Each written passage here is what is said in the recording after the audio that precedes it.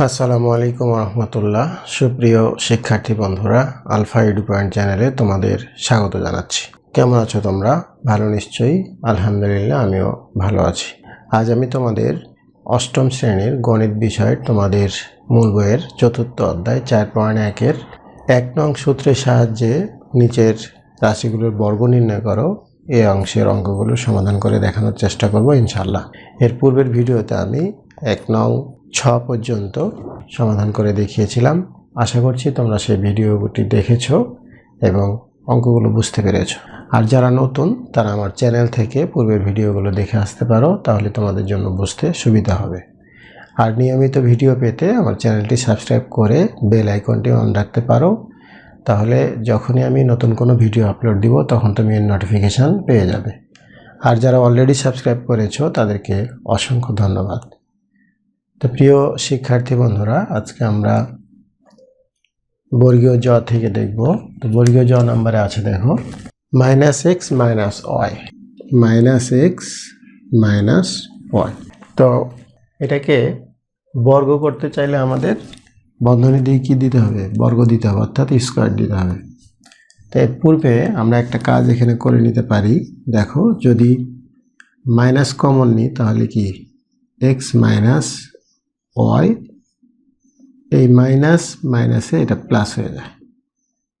তাহলে এখন যদি এখানে যদি স্কোয়ার দিই, তাহলে এই যে এখানে স্কোয়ার দিলাম, এই যে এই মাইনাস চিহ্নটা আছে, মাইনাস চিহ্নটা কিন্তু কেটে যাবে, অর্থাৎ মাইনাস এখানে কয়টা আছে? দুইটা। তাহলে দুইটা মাইনাসকে যদি গুণ করা হয় তাহলে কি হয়? প্লাস হয়ে যায়। এই জন্য এটা প্লাস হয়ে যাবে। তাহলে আমরা এখানে পাচ্ছি x + y হোল স্কোয়ার। তো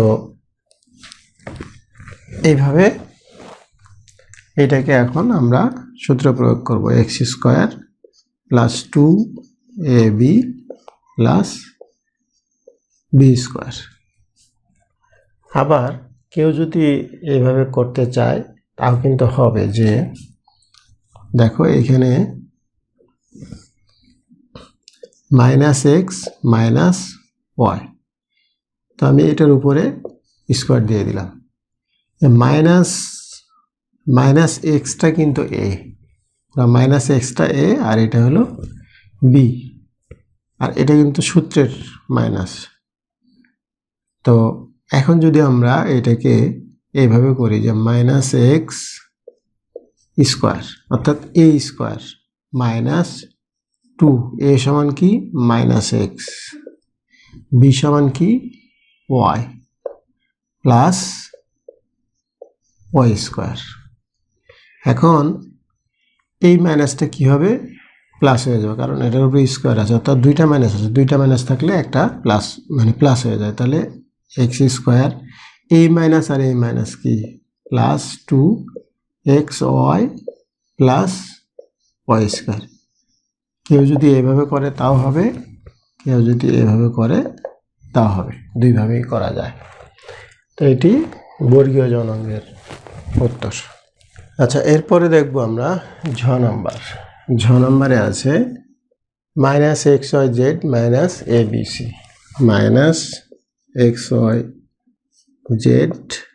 -xyz - abc। আগে যেটা করলাম ঠিক একই রকম, বর্গীয় জর মতো। তাহলে এটা মাইনাস আছে, মাইনাসটা যদি আমরা কমন নিই তাহলে কি হবে? xyz + abc। এখন এই জায়গায় আমরা স্কোয়ার দেব। স্কোয়ার দিলে এই মাইনাসটা উঠে যাবে, অর্থাৎ দুই যেহেতু স্কোয়ার আছে তখন মাইনাস উঠে যাবে। তাহলে xyz + abc এটার উপরে স্কোয়ার হয়ে গেল। এখন a² + 2ab প্লাস b²। তাহলে এটা কি হবে? x² y² z² plus 2ab c xy z plus a² B square C square. এটা হলো ঝ নং অঙ্কের উত্তর। এটাও আবার আগেরটা যেভাবে দেখাইছি ওই নিয়মেও কিন্তু করা যায়।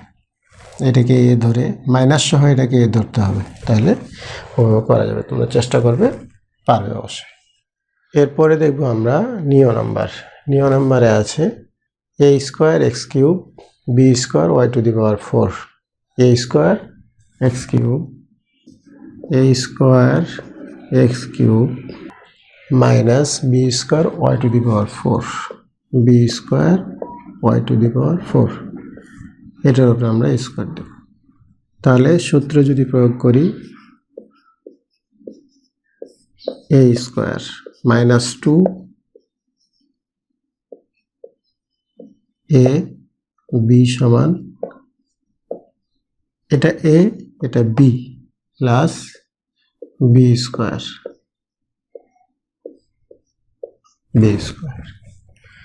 তাহলে দেখো এটা কত হবে, এ টু দি পাওয়ার 4 আর এটা হবে x to the power 6 minus 2 a square b square x cube y to the power 4 plus b to the power 4 y to the power 8। এখানে দেখো এ স্কোয়ারের উপর এ স্কোয়ার হলে তো x A two the power 4 হয়, কিন্তু কিউব হলে কীভাবে হয় দেখো, যদি এক্স কিউব গুণ এক্স কিউব হয়, দুইটা আছে না, তাহলে 3 আর 3 কত হয়, এই যে 6। অনুরূপভাবে ওয়াই টু দি পাওয়ার 4 গুণ ওয়াই টু দি পাওয়ার 4, তাহলে কত হবে, ওয়াই টু দি পাওয়ার 8 না, এইভাবে। তো এটা হলো নিয় নং অঙ্কের উত্তর। এরপরে ট নাম্বারে দেখো, ট নাম্বারে আছে 108, ট নাম্বারে আছে 108। এটার উপরে যদি আমরা স্কোয়ার দিই, তাহলে এইটাকে এটা দিয়ে গুণ করলে আমরা উত্তরটা পেয়ে যাব। কিন্তু কি বলা হচ্ছে, বর্গ নির্ণয় করতে বলা হচ্ছে। আমি যদি সূত্রের সাহায্যে বর্গ নির্ণয় করতে বলা হচ্ছে, আমি যদি এটাকে এটা দিয়ে গুণ করি, অর্থাৎ 108 গুণ 108 দিয়ে গুণ করলে কিন্তু আমি উত্তরটা পেয়ে যাব।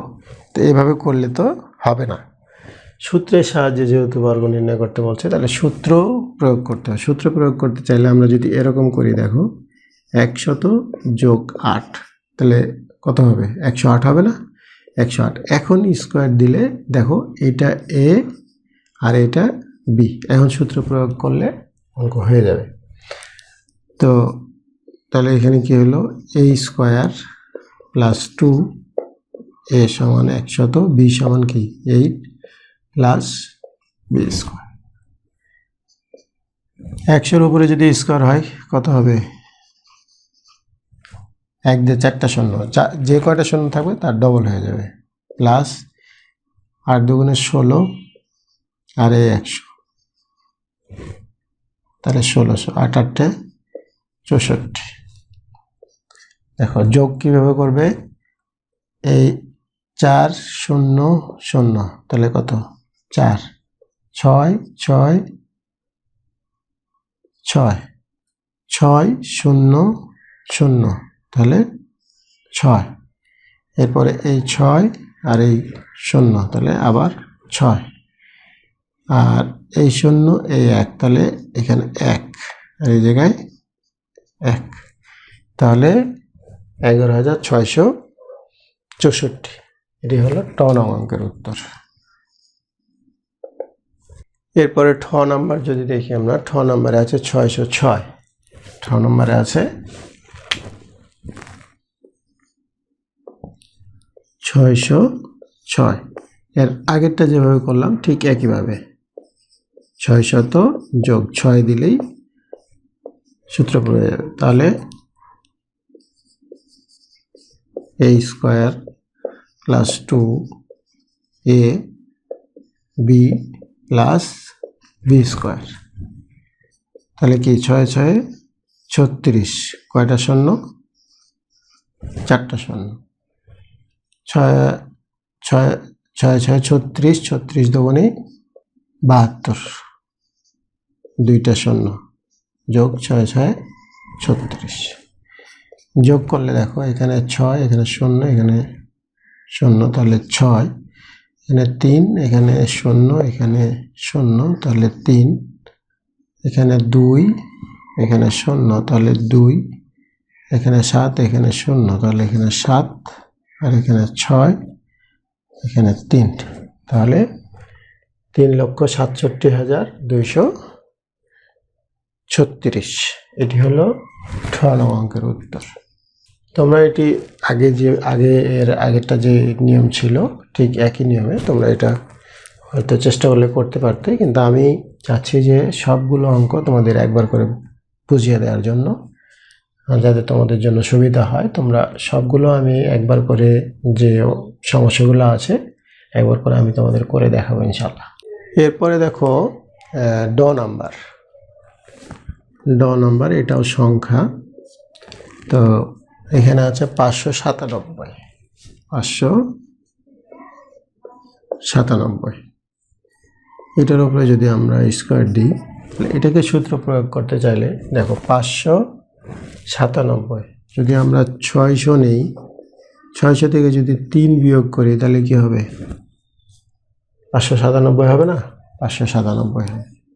এখন এইটা মাইনাসের সূত্র আমরা প্রয়োগ করতে পারবো, তাহলে a square minus 2ab plus b square. তো 6 6 36, 4টা 0,